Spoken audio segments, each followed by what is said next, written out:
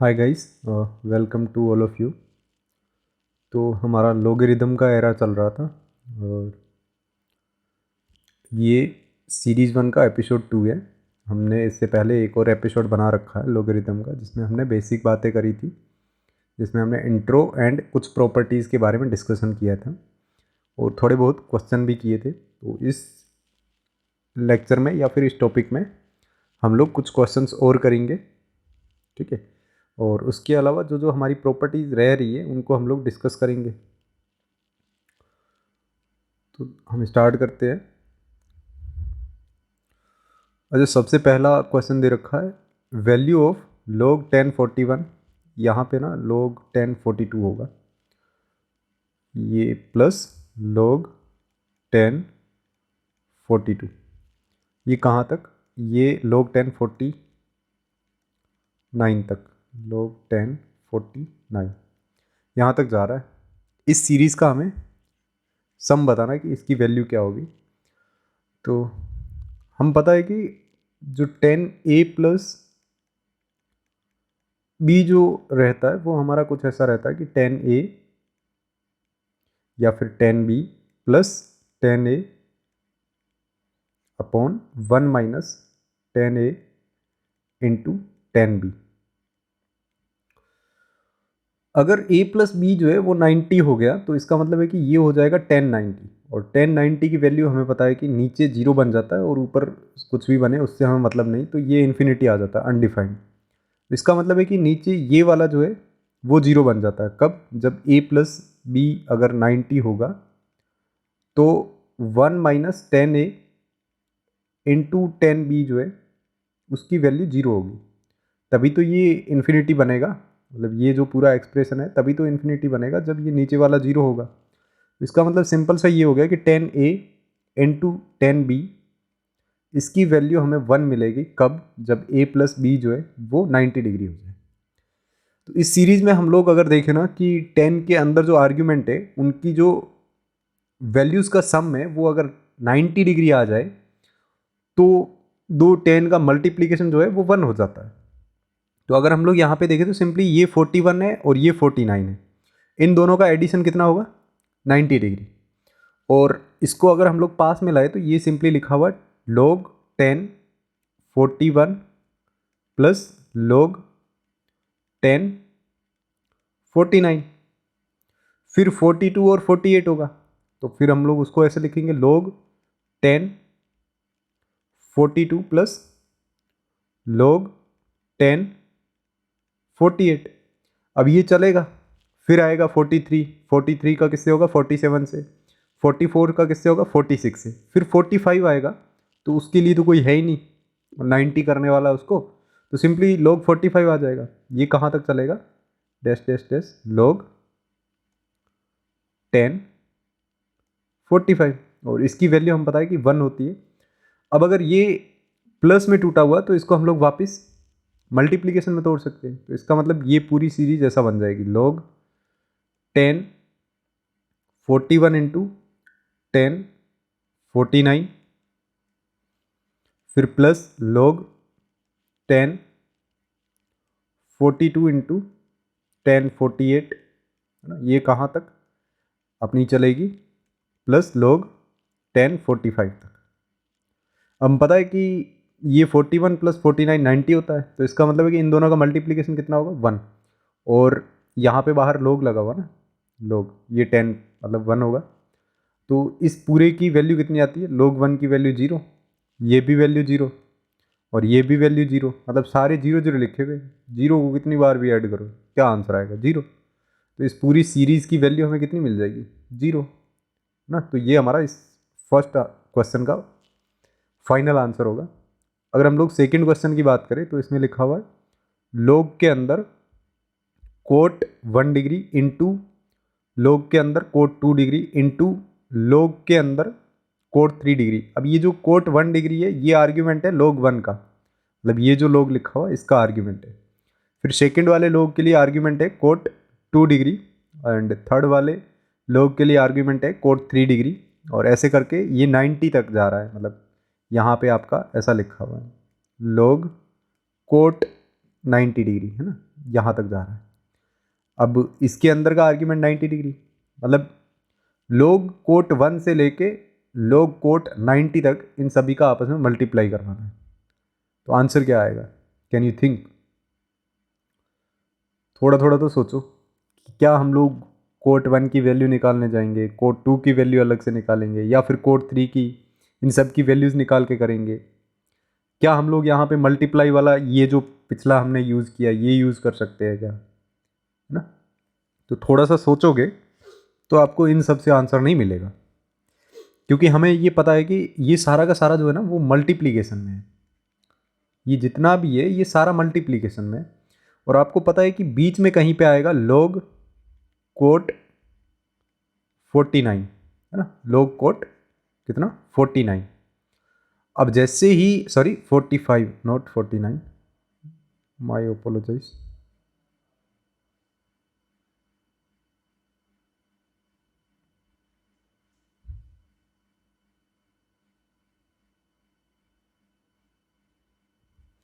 ये बनेगा log coat 45। अब जैसे ही कोट 45 बनता है तो इसके अंदर आ जाएगा 1, तो log 1 की वैल्यू कितनी होती है? 0। अब 0 का किसी से भी मल्टीप्लाई करवाओ, आंसर क्या आएगा? 0। सिंपली इसका आंसर 0 होगा। मतलब ये कॉमन सेंस वाली बात थी। अच्छा, नेक्स्ट क्वेश्चन की हम लोग बात करते हैं। नेक्स्ट क्वेश्चन में हमें लोगरिदम इक्वेशंस दे रखी है, इक्वेशन ही है, एक इक्वेशंस नहीं है। फिर हमें पूछा गया है कि x की वैल्यू क्या होगी अगर ये वाली कंडीशन होल्ड कर रही है। तो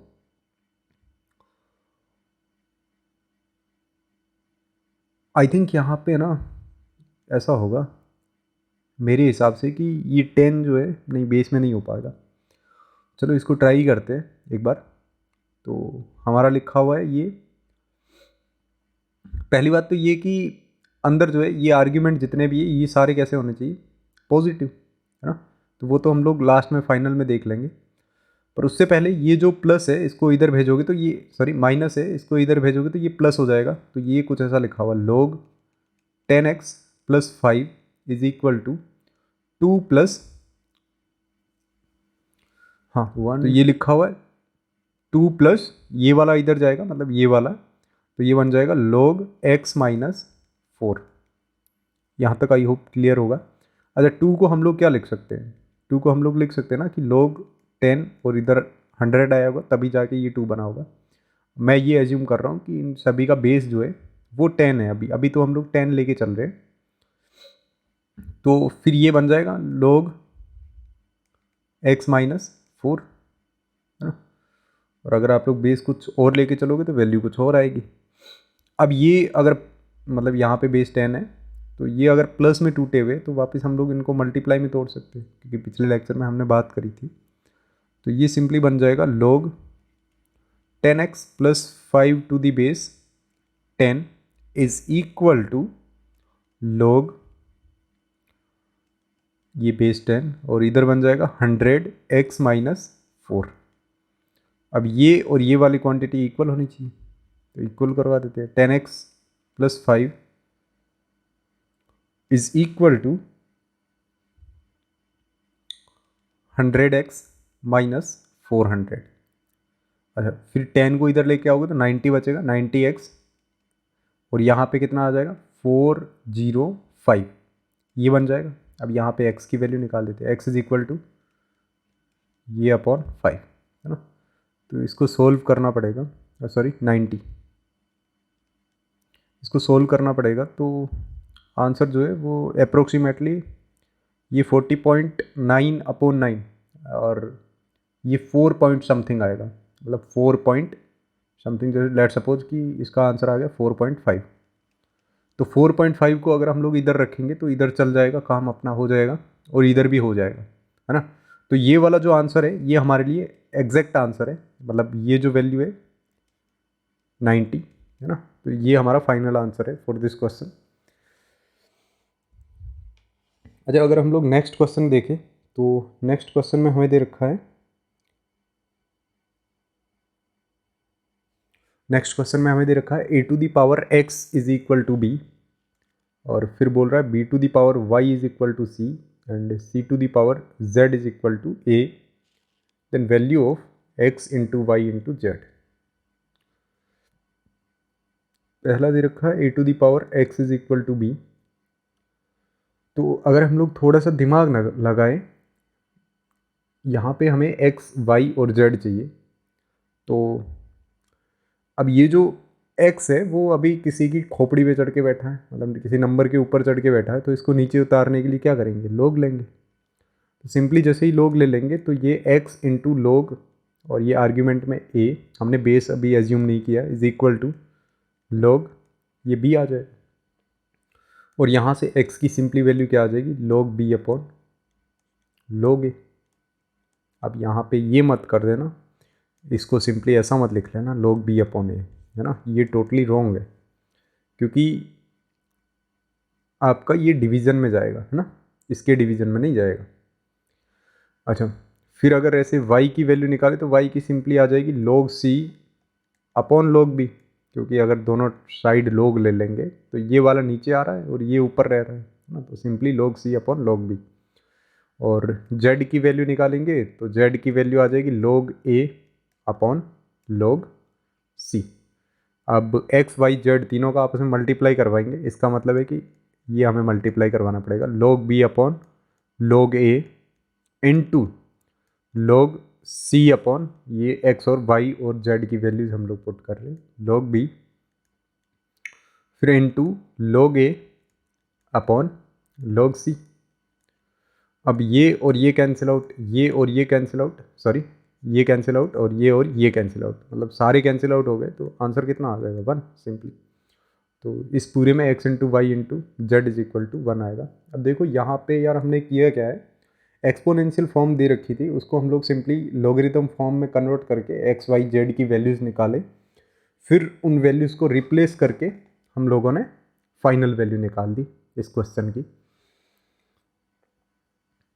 अच्छा, नेक्स्ट क्वेश्चन हमें दे रखा है what is the value of x when log base 2, और उसके आर्ग्यूमेंट में दे रखा है log बेस 3, और उसके भी आर्ग्यूमेंट में दे रखा है log x बेस 2, ये दे रखा है, इज इक्वल टू 1। अगर ये इक्वेशन दे रखी है तो सबसे पहले हम लोग हटाने की कोशिश करते हैं, क्योंकि हमने ये देखा हुआ है कि log b to the base a is equal to something c दे रखा हो, तो हमें पता है कि b इज इक्वल टू क्या हो जाता है, a to the base c।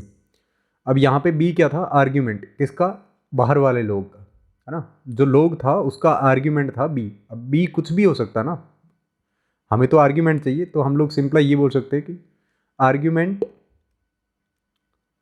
Is equal to base की पावर c, ये बोलेंगे हम लोग सीधा, मतलब यही तो बोलेंगे।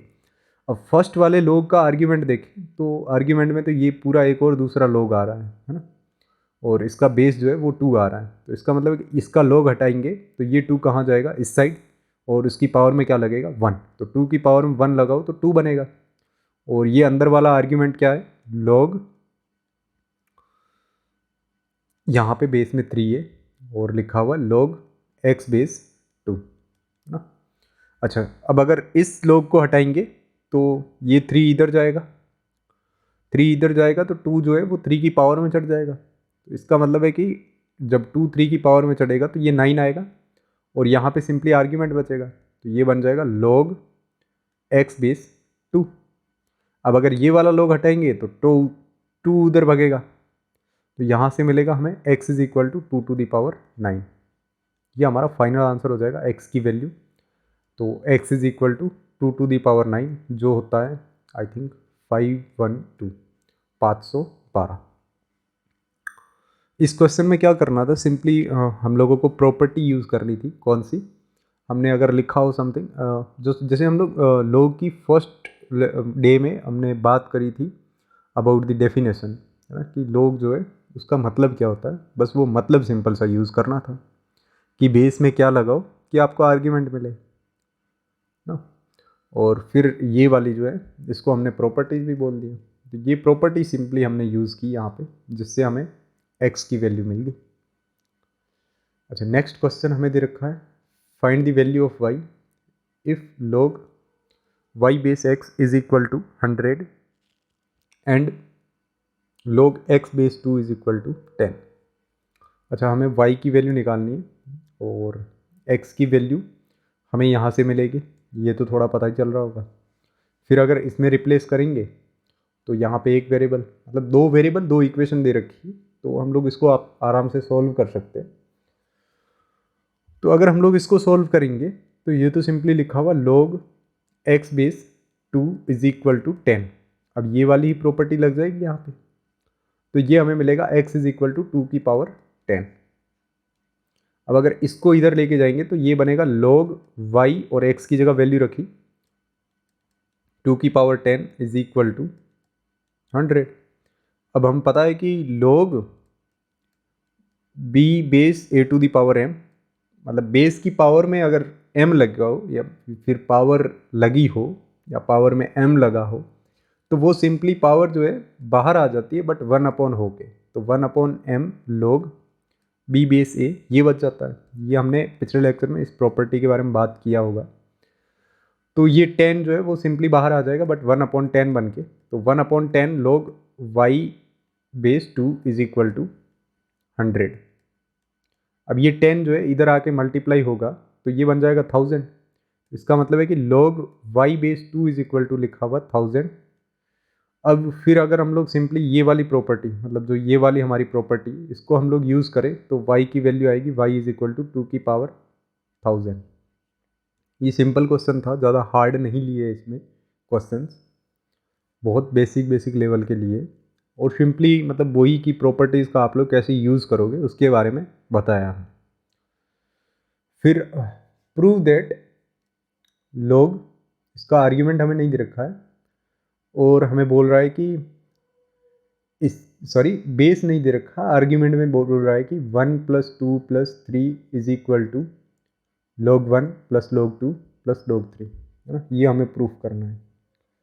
अच्छा एक बात पूछता हूँ मैं कि log a + b + c जो होता है वो क्या हमारा log a + log b + log c होता है क्या? मतलब ऐसी हमने पिछले लेक्चर में कभी बात की है क्या? ये तो हमने बात नहीं करी थी, ये हमने बिल्कुल भी बात नहीं करी थी कि log के आर्ग्यूमेंट में अगर कोई 2 या 3 नंबर ऐड हो रहे हो तो उनका सेपरेट log ले लो। ये तो हमने बिल्कुल भी बात नहीं करी थी, है ना। ये कभी नहीं होता है, ये होता भी नहीं है। अगर होता तो मैं बात भी कर लेता ना। तो क्या यहाँ पे ये हुआ है ना? देख के तो ऐसा ही लग रहा है, क्या यहाँ पे ये हुआ है? अरे नहीं जी गुरु, यहाँ पे ये थोड़ी ना हुआ है। हमारे पास में एक और प्रॉपर्टी रहती है कि log के आर्ग्यूमेंट में अगर 2-3 नंबर आपस में ऐसे मल्टीप्लाई हो तो उसको हम लोग सम में तोड़ सकते हैं, ऐसा log a + log b + log c, है ना, ये तोड़ सकते हैं। अच्छा तो सर यहाँ पे तो है ही नहीं, मल्टीप्लाई में कैसे तोड़ोगे? अच्छा मल्टीप्लाई में नहीं है तो बना देते हैं ना कि भाई 1 + 2 जो है वो 3 होता है और 3 + 3 6 होता है। तो 6 को हम लोग सिंपली लिख सकते हैं ना कि 1 × 2 × 3, ऐसा लिख सकते हैं। तो ये सिंपली क्या लिखा हुआ log 6, या फिर इसको हम लोग यूं बोल सकते हैं कि ये लिखा हुआ log 1 × 2 × 3। अब ये तो आ गए ना मल्टीप्लाई में, नहीं थे तो हमने बना दिए, है ना।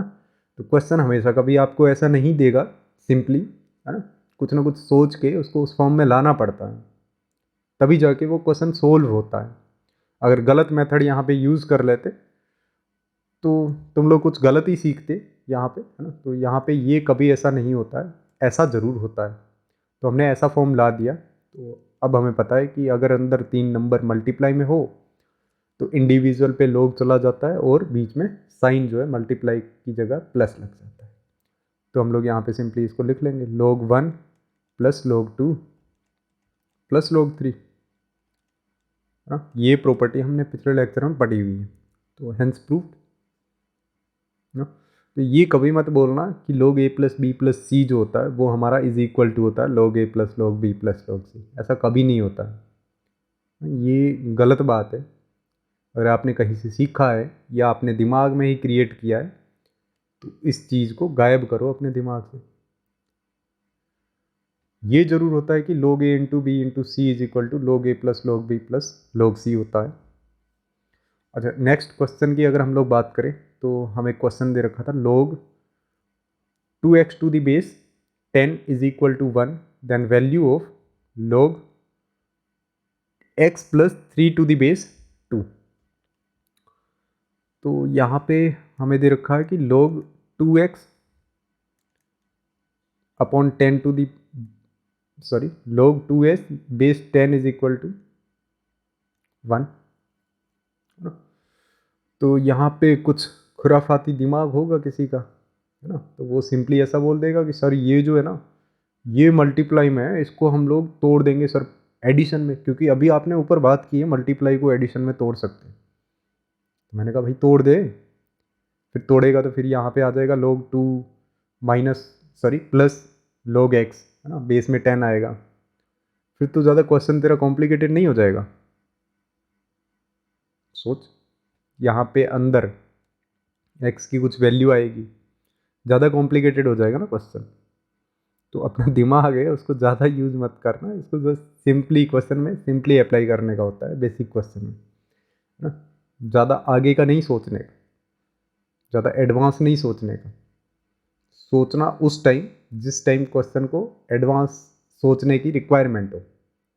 तो यहाँ पे सिंपली हम लोग बेसिक प्रॉपर्टी लगा के इसको सॉल्व कर सकते हैं कि 2x इज इक्वल टू आ जाएगा सिंपली 10, क्योंकि हमने ये देखा ना कि log b to the base a is equal to c होता है, तो हमारा b is equal to a to the power c हो जाता है। तो यही सिंपली हमने अप्लाई कर दी। तो यहाँ से x की वैल्यू कितनी आई, 5। अब अगर 5 को इधर पुट करोगे तो ये बनेगा log, ये 5 plus 3 8, a to the base 2, इसकी सिंपली सी वैल्यू होती है 3। इसका आंसर आ जाएगा 3। अगर ये कर भी देते, मल्टीप्लाई को एडिशन में तोड़ भी देते, फिर आपको log टेबल याद होनी चाहिए थी, या फिर आपको बेस को मतलब चेंज करना पड़ेगा, बट वो हमने प्रॉपर्टीज़ की नहीं है। तो मैं तुम्हें तो ये रिकमेंड नहीं करूँगा कि जो सिंपल तरीके से क्वेश्चन हो रहा हो उसको ज़्यादा तरीके से नहीं सोचना चाहिए, जस्ट कर दो। ऐसा है कि सिंपल तरीके से जाने में उसमें बहुत ज़्यादा टाइम लग रहा है, तो पक्का उसमें कुछ क्वेश्चन में, अगर मेंस या एडवांस का पेपर होगा तो उसमें सारे क्वेश्चन में ऐसा नहीं होता है, बट कुछ क्वेश्चन ऐसे होते हैं टाइम टेकिंग होते हैं, तो उन क्वेश्चन को सेलेक्ट सबसे बाद में करने का होता है। क्योंकि अगर 10 मिनट दे के उस क्वेश्चन को करोगे, एक क्वेश्चन को जो ज़्यादा टाइम टेकिंग है, तो उसकी जगह अगर आप लोग छोटे छोटे क्वेश्चन 4 ही कर दिए ना, तो 16 मार्क्स मिलेंगे। अब चार लेने या 16 मार्क्स, वो तुम्हें डिसाइड करना पड़ेगा। चलो हम लोग नेक्स्ट बात करते हैं। प्रॉपर्टी चल रही थी हमारी लॉगरिथम की। तो पिछले लेक्चर में हमने बात करी थी कि log b to the base a is equal to c हो, तो हम लोग इसको सिंपली लिख सकते हैं कि a to the power c is equal to b, है ना। तो यहाँ से ये हमारा एक्सपोनेंशियल फॉर्म और ये लॉगरिथम फॉर्म बना था। फिर उसके बाद में हमने बात करी थी कि log b की पावर में अगर कोई m नंबर हो ना, तो इसको हमने एंग्री बुल बोला था। इस पूरे को m सिंपली बाहर आ जाएगा, पावर जो है बाहर आ जाएगी, और यहाँ पे बेस और आर्ग्यूमेंट बच जाएगा। अगर आर्ग्यूमेंट में पावर है तो वो सिंपली बाहर आ जाएगी। और अगर ऐसा ही बेस में हो रहा हो, मतलब बेस की पावर में अगर n नंबर हो और यहाँ पे b हो, तो ये पावर जो है वो 1/n होके आगे आ जाती है। ये बच जाता है log b to the base a। फिर हमने देखा था कि log अगर अंदर मल्टीप्लाई में हो रहे हो तो उनको आप लोग simply log a plus log b plus log c लिख सकते हो। अच्छा, इसके अलावा फिर हमने देखा था कि log b/c हो और बेस a हो, तो इसको हम लोग सिंपली सब्सट्रैक्शन में तोड़ सकते हैं, log b to the base a minus log c to the base a। ये हम लोग ऐसा मतलब ऐसे जो नॉर्मल बातें वो हमने की थी, ज़्यादा एडवांस बातें नहीं करी थी। बस इन्हीं प्रॉपर्टीज़ के आगे हम लोग कुछ और प्रॉपर्टीज़ के बारे में भी डिस्कशन करते हैं। तो सबसे पहली प्रॉपर्टी हमारी आती है base changing theorem. Base changing theorem.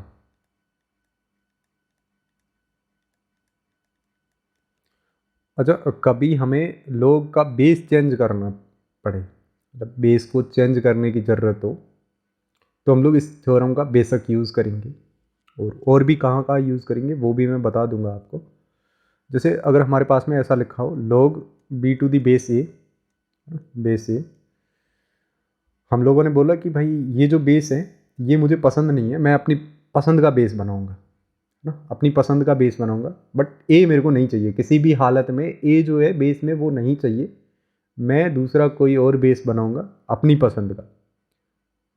तो ये जो थ्योरम है ये हमें वो भी अलाउ करती है कि आप अपना बेस बना सकते हो लोग के लिए, बस उसमें कुछ नहीं करना होता है। अगर आपको आर्ग्यूमेंट और बेस में खेलना पड़ेगा, आपको सिंपली ये लिखना पड़ेगा, अगर आप लोगों ने नया नंबर लेट सपोज कि x को बनाया बेस, तो बेस में लिख लो x और इधर भी लिख लो बेस में x, ऐसा तो लिख लो। फिर ऊपर वाला आर्ग्यूमेंट रहेगा, मतलब ऊपर वाले लोग के आर्ग्यूमेंट में पहले का आर्ग्यूमेंट रहेगा और नीचे जो है वो a रहेगा, मतलब ऊपर वाले को ऊपर रखो और नीचे वाले को नीचे रखो, है ना। बेस है उसको और नीचे बुला लो, आर्ग्यूमेंट है उसको और ऊपर बुला लो, और आपने यहाँ पे बेस जो है वो x कर दिया। और सिंपल सी बात ये है कि log b to the base a लिखा हो तो उसको हम लोग लिख सकते हैं कि log b upon log a, और ये जो log है इसका आप लोग आर्ग्यूमेंट जो है, सॉरी बेस जो है वो आप लोग अपनी मन पसंद का कुछ भी रख सकते हो, कुछ भी। तो अगर मैं यहाँ पे बात करूँ, मैंने लिखा log, जैसे लिख लिया 8 और इधर लिख लिया 7 इंटू log 7 और इधर लिख लिया हमने 8। भाई इसकी वैल्यू बताओ कि इसकी वैल्यू क्या होगी, अगर हमसे सिंपली ऐसा क्वेश्चन पूछा जाए। अच्छा, तो इसकी वैल्यू बतानी है हमें कि क्या होगी। तो अगर हम लोग बात करें, जैसे फर्स्ट वाले में बेस चेंजिंग थ्योरम लगाए तो हमें पता है कि ये बन जाएगा log 8 और ये बन जाएगा log 7, है ना, इनटू हमारे दे रखा है log 7 और बेस 8। अच्छा, तो यहाँ से आपको आइडिया लगा होगा कि ये जो 7 है आर्ग्यूमेंट में सेम आ रहा है, और अगर मैं यहाँ पे 8 लगा लूँ बेस में तो ऊपर वाला तो सिंपली 1 बच जाएगा और ये कैंसिल आउट हो जाएगा, तो इसका मतलब है कि यहाँ पे 1 आना चाहिए आंसर, है ना। तो हम लोग यहाँ से ऐसा बोल सकते हैं कि log b to the base a can be written as 1 upon log a to the base b।